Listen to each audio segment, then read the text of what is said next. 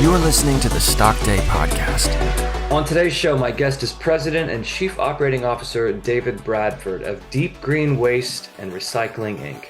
Deep Green Waste and Recycling, Inc. trades on the OTC markets under the trading symbol DGWR. Deep Green provides sustainable waste and recycle management services that minimizes costs based on volume and content of waste streams and methods of disposal, including landfills, transfer stations, and recycling centers.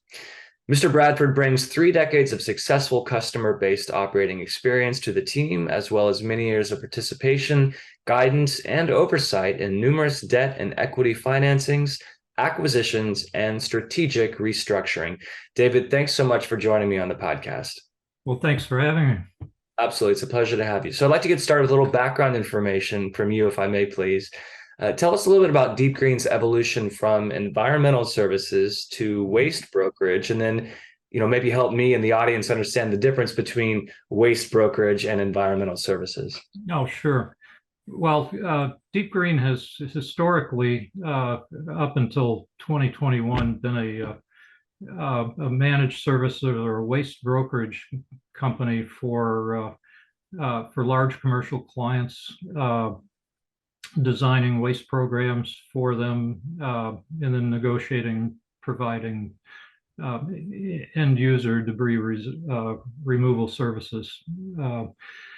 And we would do that with third party providers. We're essentially brokers. We would design a program to save clients money, and then go out and renegotiate all of their waste contracts with the haulers, and wind up saving them money and taking a little bit of margin for ourselves. In the process of doing that for a few years, I got very covetous of the gross profit margins of those end providers. As a broker, you're looking at 15, 20, 23% gross profit margins. And it's a pretty competitive environment. There's several, we had several competitors in that. As we were looking at that, we were looking at ways to grow Deep Green, and became really enamored with environmental services, particularly construction, renovation, debris removal, e-waste, other forms of hazardous waste. And I was particularly struck by what seemed to be the huge growth opportunity in environmental services. It's a very attractive field. As all of the larger metro areas are expanding beyond the perimeters, the 480 or the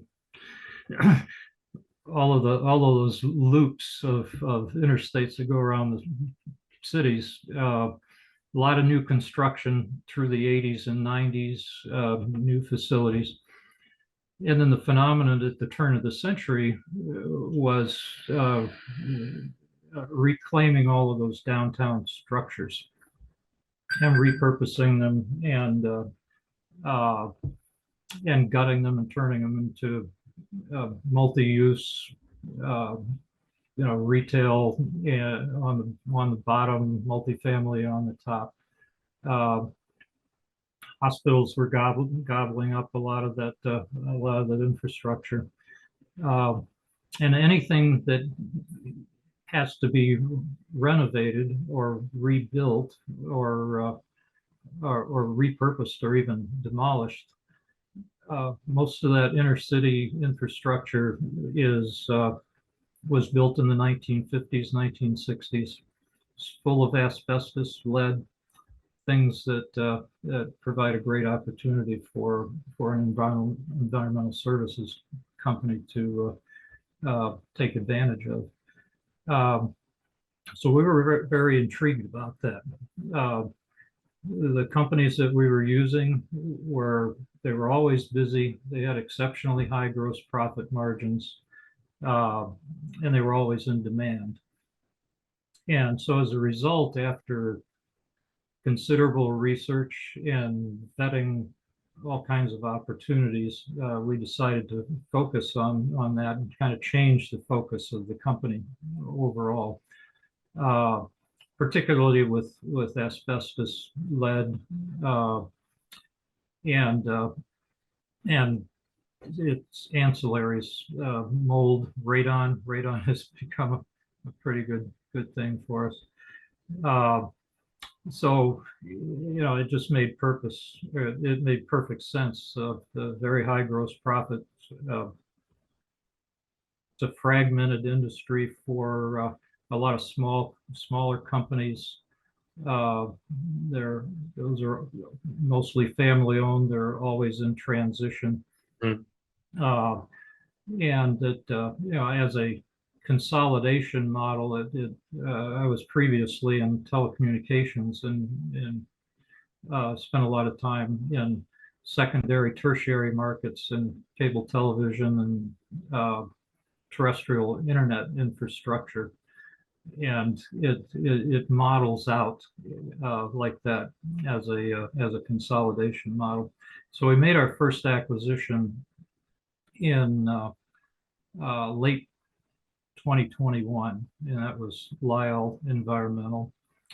We closed that out and spent most of 2022 just learning the metrics, understanding the unit economics, working through all of the certifications. It's another bright thing about this industry. There are significant barriers to entry for a lot of folks because of the accreditation and the certification. It takes a long time to get that put together. So we put all that together and worked through 2022, modernizing the management and information systems to accommodate growth, and most importantly, cultivating the significant commercial client base that existed in Lyle. And the result of all of that investment in time and resources was the ultimate award of this contract for this Oxford House project. Yeah, let's get into that. You were telling me a little bit about that project before our conversation. It sounds like quite an extensive. Are you focused in the southern states of the U.S., or that just happens to be where you've wound up this first big project launching? Well, we've decided to kind of confine ourselves to what I consider the southeastern United States, pretty much east of the Mississippi, south of the Ohio River. We have acquisition targets as far south as Florida, along the Atlantic coast, and several opportunities to basically clone the Lyle operation in other cities like Birmingham, Charlotte, Frankfort and Lexington, Kentucky, Atlanta. So when you're on a consolidation path and you want to clone something, the first thing you want to do is make sure that you're cloning something profitable that you understand. Revenue is one thing, but good unit economics and gross profit is the engine that drives everything. And it sounds like that's what Vanderbilt has been for you. So tell us more about Oxford House and that whole project. Well, Oxford House, we've been doing work as a subcontractor to corporate contractor who handles all of the facilities for Vanderbilt University Medical Center and several others. But we had not landed a $2 million project before. And this one just based on on developing the relationship with the general contractor and with the Vanderbilt folks. They turned us loose with this one. Oxford House is a 12-story building in the heart of downtown Nashville. It's tucked in right in the middle of the complex. Uh, it was built in the 50s. It well, basically was overcrowded, and the medical center is growing like crazy, so they decided to demolish this building and replace it with something a lot more modern and a lot larger. There's Less some toxic. yes, less toxic. Uh, yeah, it was built in the 50s. It was originally it was the first black dormitory for Vanderbilt University. And it was located downtown. It had some very particular architectural and construction aspects to it, which do not allow it to be taken down with explosives or anything like that. It literally has to be taken apart floor by floor. And our job there is to remove everything that contains asbestos from the first floor to the 12th floor. Actually, we're working from the top down, and so that the demolition can take place. And it's about a 20-week project. It'll last through the end of the year, and the gross profits are in excess of 50%. So that's money we won't have to go out and borrow necessarily. It kind of changes the dynamic for Deep Green, in that it puts us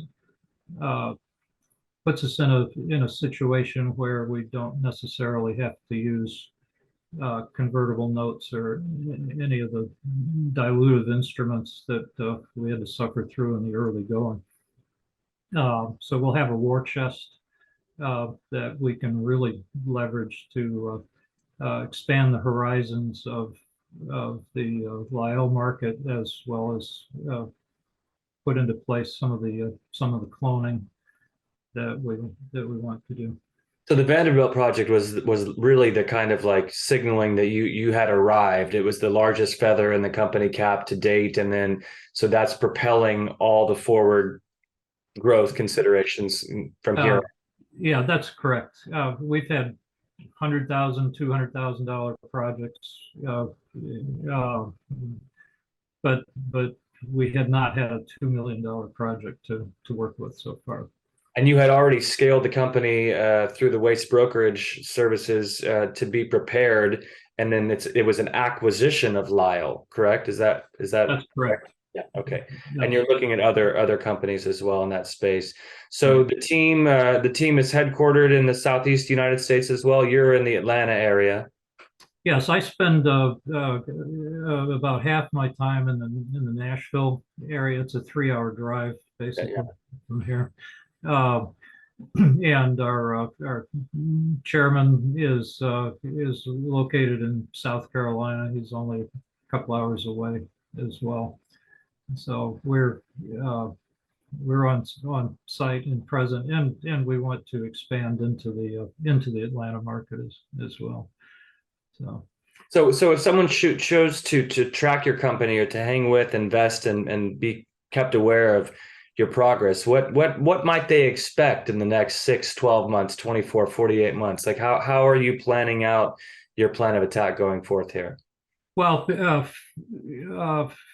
the first step is to expand within and around the Nashville metro area. We have there's opportunity for organic growth of probably 40%, maybe more. just inside the Nashville market. We're also getting business now quite a bit from Memphis, a lot in the Huntsville, Alabama area. We haven't set up satellites there, but that's part of the plan for 2024, as well as doing a couple of little tuck-in acquisitions within that market. We did one last year of a very small company. It was Able Environmental. His focus was radon, and radon escapes attention quite a bit, but particularly in markets that are hilly or mountainous, homes, residences, and businesses. We had a lot of residential real estate transactions that have to have radon clearance before, and those can be anywhere from $2,000, $4,000, $5,000, occasionally a $7,000 job, but it's very active. And along with that, the fellow we brought in, who we bought the company from, has lead certification. So we've outfitted ourselves with all the equipment to do lead as well. And we have not bid on any of the larger projects for lead because they can be quite sizable. But with part of the proceeds from the Oxford House and a little bit of war chest that puts together for us, we can expand into that as well. Is there an environmentalism component to environmental services? Do you look at it that way? If someone's interested in green technologies and environmentalism in general, is there a component here? Well, insofar as we're ridding these markets of asbestos and lead, I look at that as being a worthy environmental cause. Yeah. We haven't really gotten into, and we're really not set up to address carbon footprints, try to figure out what to do with plastic, although it's very interesting and might be something we ultimately get involved with. That would involve partnering up with somebody who actually knows quite a bit about that, but it's a natural extension. Right, and you're inching closer to the ocean the further south you go. That's correct. Yeah. Any last notes that you'd like to leave for our audience and people who are interested in potentially investing in the company, checking out what you're up to, and staying in touch? Well, the only thing I will say, without getting into any kind of prognostication that would get me in trouble, is that I think 2024 is going to be a very exciting year. Our capital structure will be much healthier than it ever has been before. The balance sheet is cleaning up, and the main thing is keep this cash flow engine rolling, because cash flow feeds everything. So what you can look for us to do next year is hopefully double, triple the revenue and the gross profit lines if everything goes according to plan, and quite possibly score a reasonable sized acquisition or two. So it should be good. Fantastic. My guest today has been President and Chief Operating Officer David Bradford of Deep Green Waste and Recycling, Inc. Deep Green Waste and Recycling, Inc. trades on the OTC markets under the trading symbol DGWR. And for more information on the company, you can visit them online at deepgreenwaste.com. David, I'd like to thank you very much for coming on the show, and I look forward to having you back with us again for another episode very soon. Well, thanks for having me. I appreciate it very much. This program is entirely sponsored and produced by Spotlight Media Corporation, which is responsible for the content. The opinions and information provided on this program are for educational and research purposes. Stock Day encourages all listeners of this program to do their due diligence and research when investing to determine investment strategies that will work for them, or to seek the assistance of an investment professional.